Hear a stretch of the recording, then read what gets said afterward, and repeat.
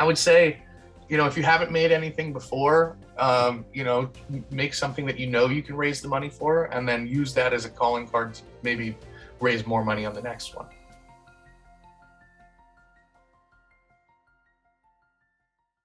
Our guest for this episode is James Cullen Bressack, an American producer, director and screenwriter whose latest movie Survive the Game stars Chad Michael Murray and Bruce Willis. James is the son of three-time Emmy-award winning writer Gordon Bressack and voice actress Ellen Gerstell, but he's very much making his own way as a filmmaker. Having produced dozens of features including releases for Lionsgate, Bressack has also won numerous Best Picture and Best Director awards on the film festival circuit and is showing no signs of slowing down. Welcome to Film Forums. I'm Sean Johnson, and my guest today is James Cullen Bressack, director, writer, producer, actor, editor. He does it all. Today, we'll be talking with James about a project due out soon at the time of this interview called Survive the Game, which is directed by James, written by Ross Peacock, and starring Bruce Willis, Chad Michael Murray, and Sarah Romer. James, how are you? I'm great. How are you? I'm doing really good. Excited to chat.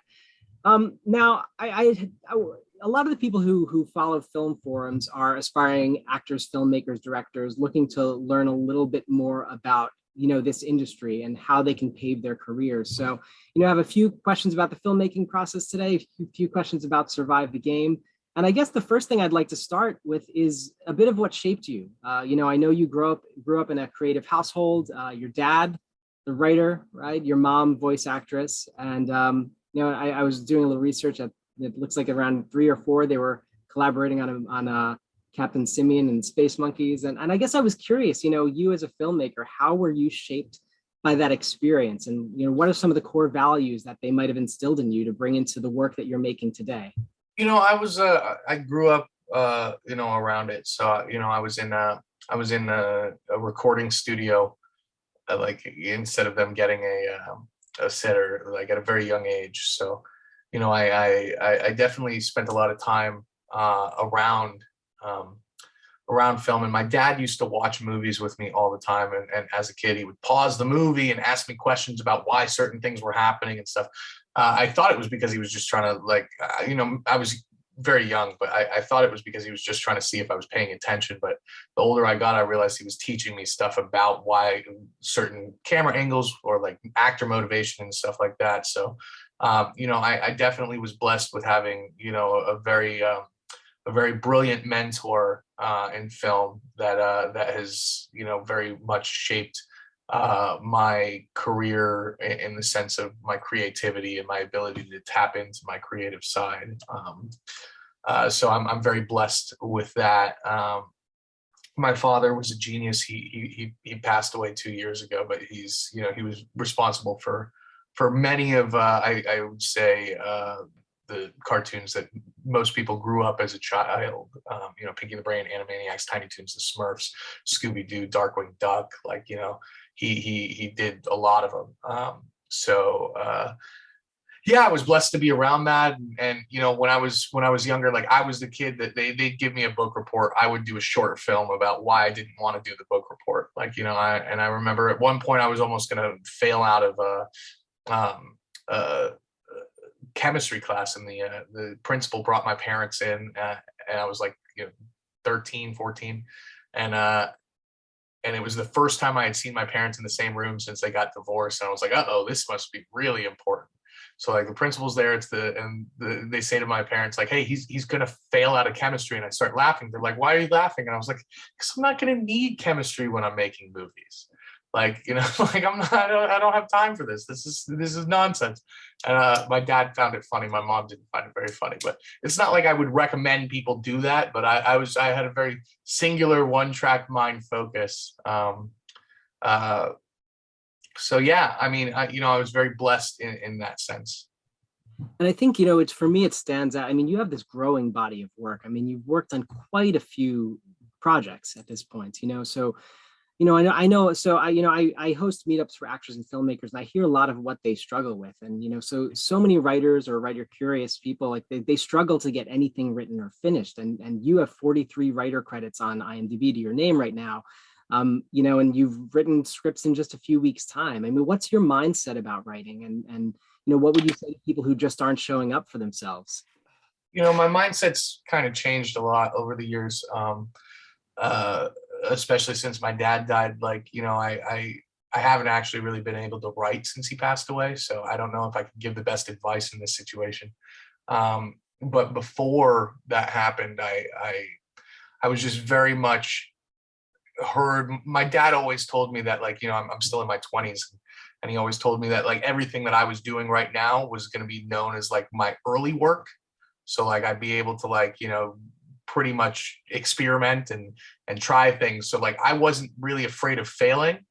And I think a lot of people are afraid of failing, so they hold back from finishing something, and how it's going to be received. And I spent a lot of my early career just trying stuff and finding my voice. I mean, if you look at the movies that I made and the stuff that I wrote and the films that I built early on in my career, a lot of it was just finding who I was as a filmmaker. And I think it was just a public process of finding my voice and my style, both as a writer and as a director.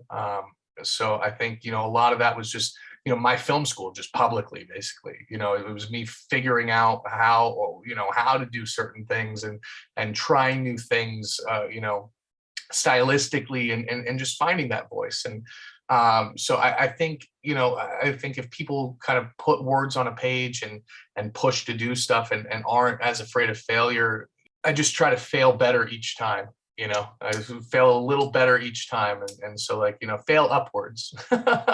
So I think, ultimately, I would say just don't allow fear to stop you from creating. I think that would be the best advice that I can give ultimately. If you want to be a writer, write. If you want to be a filmmaker, go out and film something.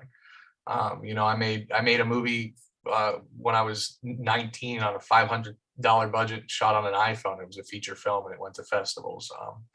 And I wrote that. And I would say that you could build from anything. That's the best I can come up with. Yeah. Well, tell me about Survive the Game. Tell me about some of the origins of this project, how you got involved, what drew you to this topic, this theme. Yeah, so I was really excited when I read the script because I saw the ability to make something that was like a 90s throwback action movie, and that's what I really thought would be fun. Because I grew up in the 90s. I was born in 92.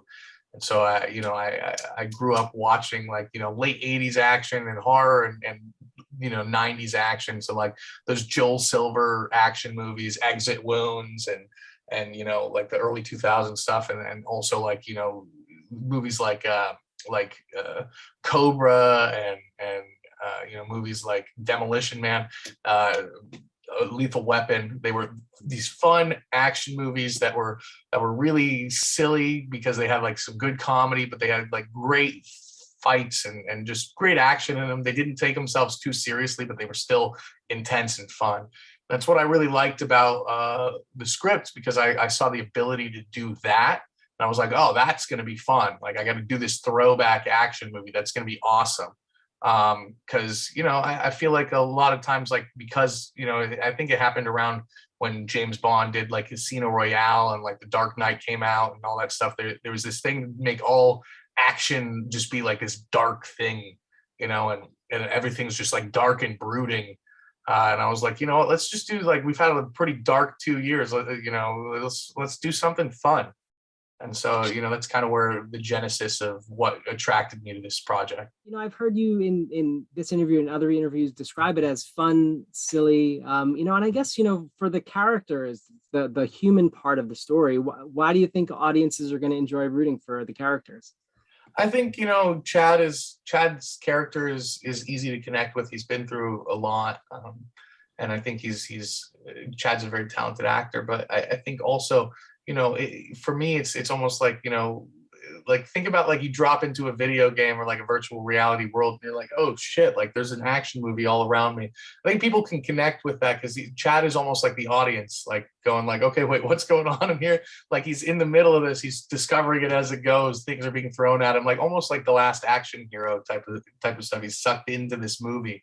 and these larger than life characters are around him, I think people are going to connect with his experience and the rock of humanity that he is inside this film, and then all the craziness that happens around him. I think is just like the fun of it. And I think that's the thing is like, if people don't take the movie too seriously and they like really get the vibe of it from like the music and like the style that it's going, I think people will have fun with it. When you're on set, who is the person, or who are the people that for you are indispensable roles? They're people that you want to invest in this role because this is really critical to your success. Oh man, that's a very tough question, because I don't think there are any non-indispensable roles. Like, everybody who worked on my movie and helped me realize my vision needed to be there. Everybody who everybody who was involved, is instrumental. And from everybody. I mean, Gio, who was my assistant on the film, and he was a production assistant. I mean, he kept me sane during the filmmaking process, and he talked to me about, we were talking. He'd ask me questions the entire ride, because he was aspiring to make movies himself as a director. Ride to and from set, and just keeping my memory and mind fresh with that was essential. Our amazing stunt team was essential. Our hardworking G&E team was essential. Our makeup team, super essential. Meredith, the people over the PR team right now, they're super essential. I think I'm a firm believer that film is a living, breathing thing. It's a collaborative medium, and everybody involved in making this movie is essential. Everybody who's put any time into this, it's all of our effort. It's not just one person. So I would not our DP, our editor, our music, our composer, our the people that we have songs of in the movie. Everybody's work is what you see on that screen.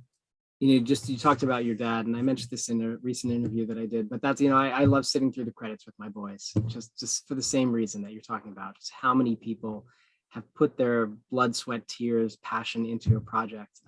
I appreciate so much of what you're saying. And one last question, I know we're at time, but if you can, maybe just this one question, because another thing that I also hear from a lot of aspiring filmmakers is fundraising, producing. Any advice you have for people just starting out that have a project that they want to get made, but maybe they've never pitched a project. Maybe they've never tried to fundraise. You said you shot a film on your iPhone for $500. Any thoughts, feedback? I mean, fundraising is tricky. It's like, if anybody had the key to do it, I think, they'd have the keys to the kingdom. Man, I don't want to give bad advice. I would say, if you haven't made anything before, make something that you can raise the money for, and then use that as a calling card to maybe raise more money on the next one. Well, James, I think we are at time. I know you have some other interviews lined up. I really want to thank you so much. I want to encourage everyone to subscribe to Film Forums on YouTube. Check out Survive the Game. I wish you all the best with the film. Thank you, James. Thank you so much for watching it. Thank you so much for your time.